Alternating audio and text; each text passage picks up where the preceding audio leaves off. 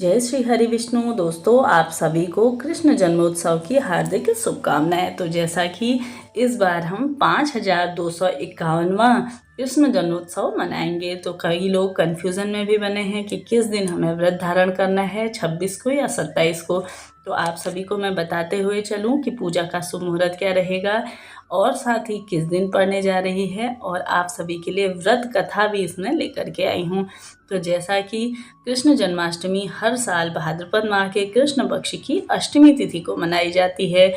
इस दिन श्री कृष्ण जन्माष्टमी उनके जन्मोत्सव के रूप में मनाई जाती है। तो जैसा कि माना जाता है, भगवान श्री कृष्ण के अवतार के रूप में उनकी महिमा को यह दिन दर्शाता है, बल्कि ये हमें सत्य, धर्म और न्याय के मार्ग में चलने के लिए भी प्रेरित करता है। तो आप सभी सर्वप्रथम जैसा कि नोट करते हुए चलिए कि अष्टमी तिथि कब प्रारंभ हो रही है। तो 26 अगस्त को प्रातःकाल 8:39 से यह शुरू हो जाएगी और अष्टमी तिथि समाप्त होगी 27 अगस्त को प्रातःकाल 2:19 पर। इसके साथ ही साथ रोहिणी नक्षत्र प्रारंभ होगा 26 अगस्त को सायकाल 3:55 में और रोहिणी नक्षत्र समाप्त होगा 27 अगस्त को सायकाल 3:38 में। तो संपूर्ण नियम बताते हैं कि आप सभी को श्री कृष्ण जन्माष्टमी का व्रत 26 अगस्त के दिन ही धारण करना है। साथ ही निश्चित काल की पूजा का समय जो कि कृष्ण जन्मोत्सव का समय है, तो आप नोट करते हुए चलिए 26 अगस्त को रात्रि 12 बजे से लेकर के 12:45 तक यह रहेगा। और अगले दिन पारण का समय 27 अगस्त को प्रातःकाल 5:56 में प्रातःकाल आप सभी को अपना व्रत खोलना है, यानी कि पारण का शुभ समय रहेगा। तो जैसा कि इस दिन आप सभी को सुबह के समय में ब्रह्म मुहूर्त में जागने के बाद गंगाजल मिश्रित जल से स्नान आदि करना है और सूर्य देव को अर्घ्य दीजिए। इसके बाद आप सभी अपने घर में जो भी लड्डू गोपाल स्वरूप आपके घर में विराजमान हैं, गंगाजल मिश्रित जल से छीटन इत्यादि करने के बाद आप सभी को इस दिन धूप, दीप, नैवेद्य और साथ ही मोर पंख अवश्य से ही चढ़ाना चाहिए। सुबह उन्हें स्नान आदि कराइए और उसके बाद अपने घर पर विशेष पूजा आपको करनी है।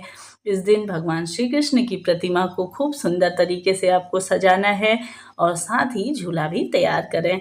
पूजा के समय भगवान श्री कृष्ण के सरल से मंत्रों का 108 बार जाप करना चाहिए। चाहे तो ओम नमो भगवते वासुदेवाय करें, चाहे ओम कृष्णाय नमः, इस तरह से सरल से मंत्रों का आपको जाप करना है। पूरा दिन प्रभु स्मरण करते हुए आप सभी को इस दिन कीर्तन, भजन इत्यादि अवश्य से करने चाहिए और रात्रि को 12 बजे में पूजा के समय उन्हें स्नान आदि करा लें। फिर साफ और स्वच्छ वस्त्र पहनाकर पूजा के लिए तैयारी करें। फिर श्री कृष्ण जी की प्रतिमा को दक्षिणामुखी शंख से अभिषेक कराना चाहिए। उन्हें फूल और फल चढ़ाएं। साथ ही निश्चित काल में यानी रात्रि 12 बजे के समय में आप सभी परंपरागत तरीके से जन्माष्टमी के दिन खीरे को काटकर उनके तने से उसे अलग किया जाता है। दरअसल यह परंपरा इसलिए मनाई जाती है क्योंकि इस दिन खीरे को भगवान कृष्ण के माता देवकी से अलग होने का प्रतीक माना जाता है। इसी रूप में उसे देखा जाता है। इसी वजह से कई स्थानों पर जन्माष्टमी के दिन रात्रि 12 बजे को खीरा काटा जाता है। इसके बाद भगवान श्री कृष्ण की आरती करें। उनके लड्डू गोपाल को झूला अवश्य से झुलाना चाहिए।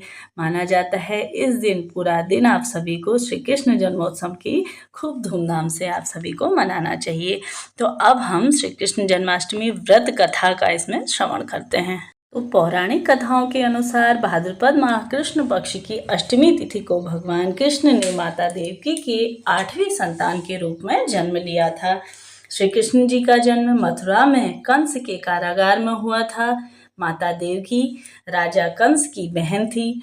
कंस को सत्ता का लालच था। उसने अपने पिता राजा उग्रसेन की राजगद्दी छीनकर उन्हें जेल में बंद कर दिया था और स्वयं को मथुरा का राजा घोषित कर दिया था। राजा कंस अपनी बहन देवकी से बहुत प्रेम करता था। उन्होंने अपनी बहन का विवाह वासुदेव से कराया था। लेकिन जब वह माँ देवकी को विदा कर रहा था, तभी एक आकाशवाणी हुई कि देवकी का 8वां पुत्र कंस की मौत का कारण बनेगा। यह सुनकर कंस डर गया। उसने तुरंत अपनी बहन और उसके पति वासुदेव को जेल के अंदर बंद कर दिया। उसने आसपास सैकड़ों की कड़ी पहरेदारी लगा दी कंस अपनी मौत के डर से देवकी और वासुदेव की 7 संतानों को मार चुका था। श्री कृष्ण जी का जन्म।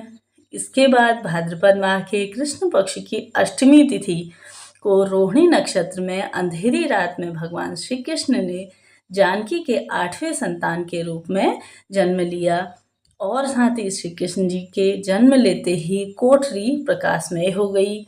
आकाशवाणी हुई कि श्री हरि विष्णु जी ने कृष्ण के रूप में अवतार में देवकी के कोख से जन्म लिया है। उन्हें गोकुल में बाबा नंद के पास छोड़ आए और उनके घर से एक कन्या जन्मी है, उसे वहां से ले आए और मथुरा लाकर कंस को सौंप दें। आकाशवाणी सुनते ही वासुदेव के हाथों की हथकड़ी खुल गई। सभी पहरेदार सोने लगे। तभी वासुदेव ने एक टोकरी में बाल गोपाल को रखकर सिर पर रख लिया और गोकुल की ओर चल पड़े। कान्हा को गोकुल धाम ले जाने में वासुदेव को कई मुसीबतों का सामना करना पड़ा। यमुना नदी कृष्ण जी के चरणों को स्पर्श करने के लिए उफान पर आ गई, लेकिन चरण स्पर्श के बाद वह फिर से शांत हो पड़ी। वह कान्हा को बाबा नंद के पास छोड़ आए और गोकुल से कन्या को लेकर वापस लौट आए। जेल अपने आप बंद हो गया और उनके हाथों में हथकड़ियां लग गई।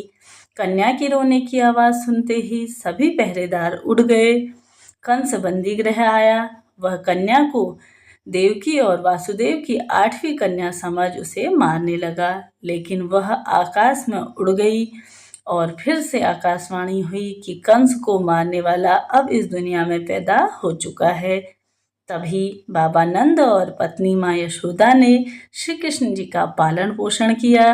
राजा कंस ने श्री कृष्ण जी का पता लगाकर उन्हें मारने की खूब कोशिश की, लेकिन कंस की सारी कोशिशें विफल हुई और श्री कृष्ण जी को मार नहीं सका।